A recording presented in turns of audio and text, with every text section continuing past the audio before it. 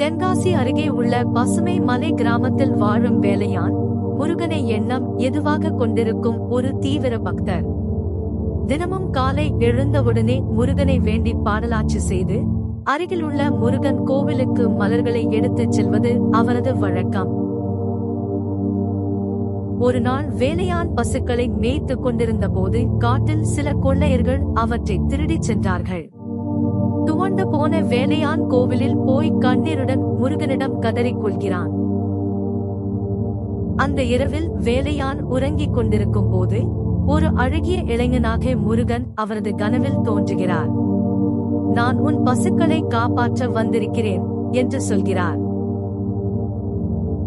முருகன் ஒரு வீரராக தோன்றி காட்டில் ஒளிந்திருந்த திருடர்களை எதிர்த்து வேலால் அழைக்கிறார்.